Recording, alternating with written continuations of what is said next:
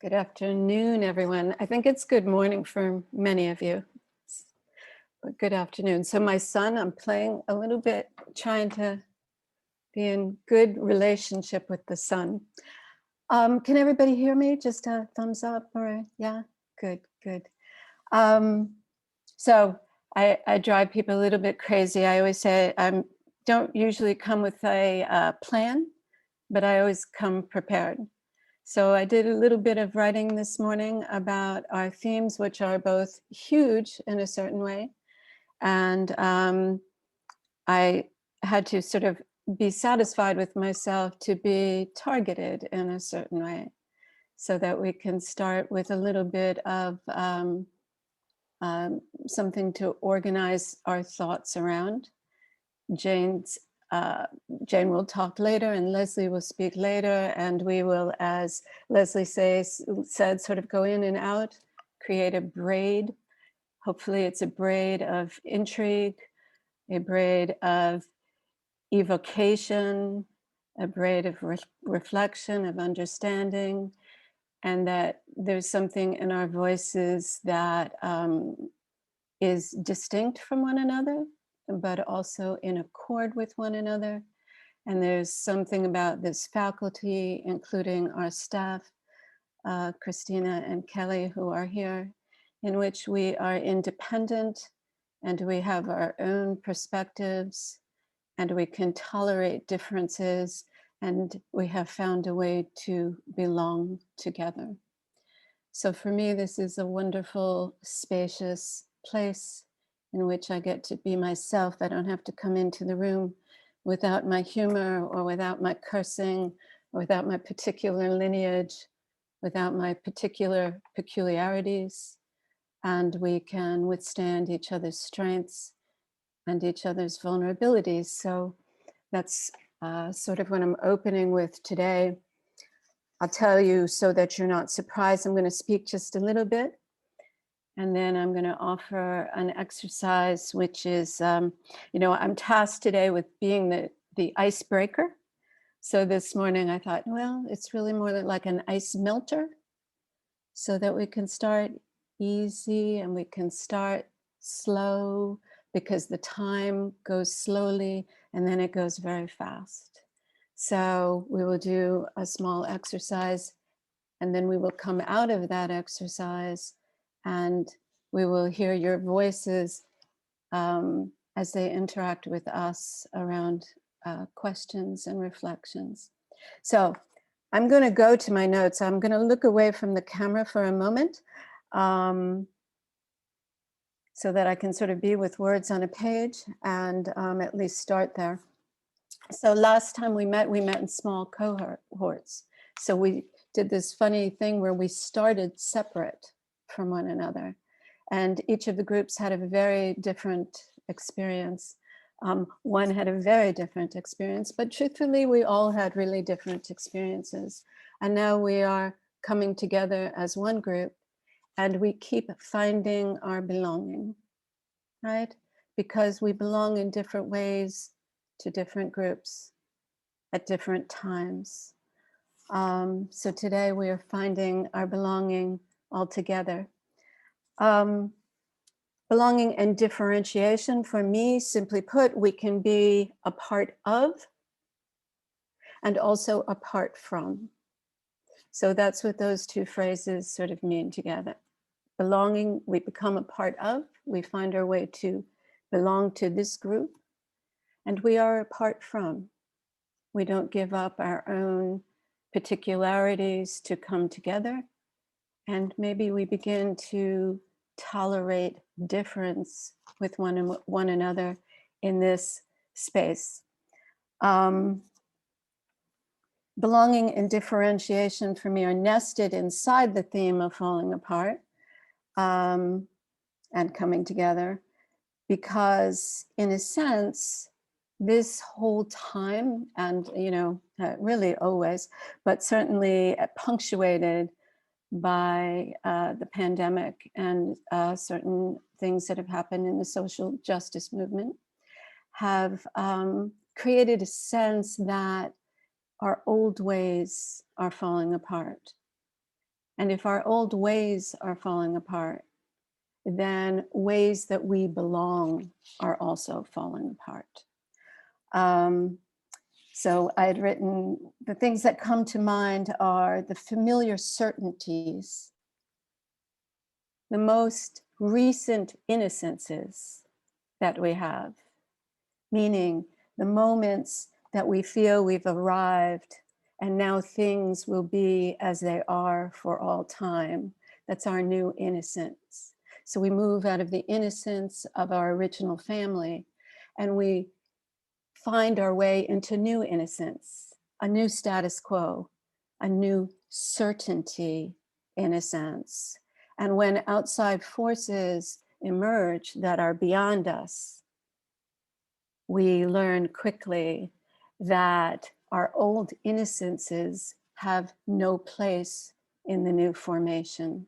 They actually drag us back and disappoint us and make us ill prepared for what's next. So something happens, or many things happen, and we drift or are snatched from our own private certainties, our health, our youth, our income level, our relationships, our used to be's. As a country and a globe, and globally, we're feeling that right now across all dimensions. So this is a moment in the macrosphere where the status quo has been shaken up, especially for those whose emotional or physical shelter has always been somewhat tenuous, but really for all of us. We feel ourselves in the in-between time, trying to orient and prepare for what has not yet taken form, and finding ways to say farewell with what was seemingly just yesterday. And in that farewell and preparation, we are trying to make room for things like grief. We are trying to make room for things like guilt, for things like fear, and we are trying not to lose one another, and we are trying not to lose ourselves. Falling apart is a process. It sometimes feels sudden, like falling into sleep. But that's an illusion. It's actually not sudden. When we look back, falling apart is a process. And when we look back, we can often actually track the steps. Coming together is a process. And it often feels slow, like waking up. So falling into sleep feels fast, and waking up feels slow. Waking up in this moment, in this conference, feels to me very much a focus. How can we wake up together? Not hold tenaciously to the old ways, but grieve their loss and perhaps find new ways in which we have room, more room for one another, and more room for all parts of ourselves. So I take a breath, an ice melter. It's an ice melter. Introducing things in a broad and poetic way. Finding the wide where we can meet. Not going so narrow that we lose each other immediately, but staying wide. Saying farewell to what was, including a certain level of innocence, and preparing for what has not taken shape yet.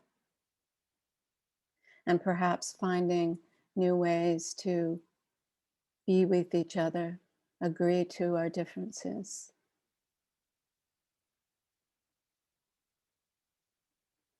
The status quo is comfortable, but it's not necessarily good.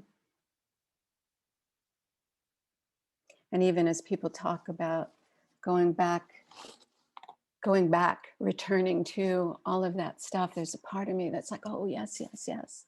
And there's a part of me that's, oh, no, no, no, no, no, no.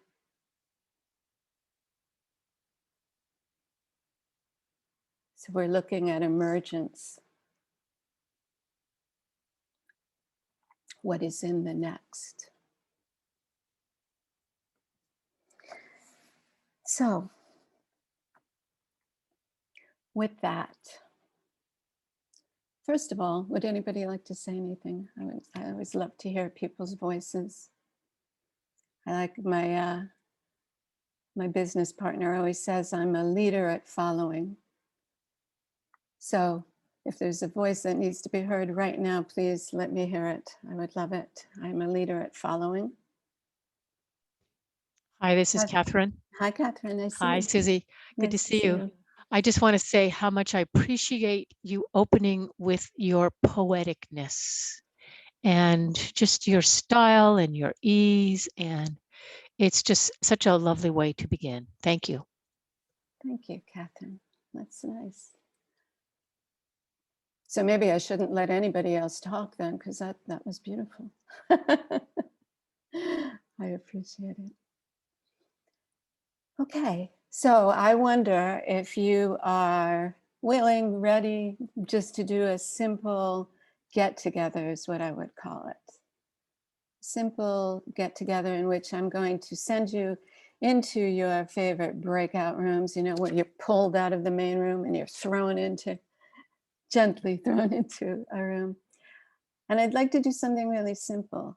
And I'd like to do something that people who know me know I really like, taking the time to listen to one another. I think it's the hardest, most important thing we can do. And I talk about this idea of always listening to learn. And so that's letting ourselves use our reserve, believing in the power of our reserve, believing that our listening is a gift and doesn't need anything on top of it sometimes, doesn't need to say more than a face that is interested in, doesn't need to offer advice, doesn't need to console, but just our listening is a gift. So those were the instructions, right? And what I'm going to invite you to do, we're going to break out into, I think, I don't know what the math is, Leslie, at this point. How many people do we have? 4 or 5 people? We're going to take about 15 minutes so everybody has a chance to speak. And here's the invitation. Invitation is to tell a story, a micro story. A time you felt your belonging. Because one thing I've really become aware of in constellations, in listening to people actually, is that we use words, and particularly in constellations, we use a particular dictionary of words. And sometimes we may assume that we know what each other means. So I'm looking for a brief couple sentence story of when you knew you belonged. May have been when you were 10 or 40 or 72. Doesn't matter, a brief story of when you knew you belonged, the quality of that belonging. How did you know? What did it feel like? What did it feel like? And then the last question is it still with you? Is it still with you?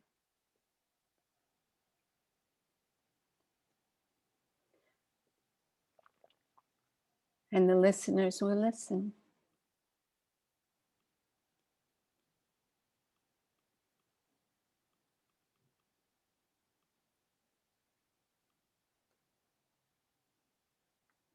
Got it?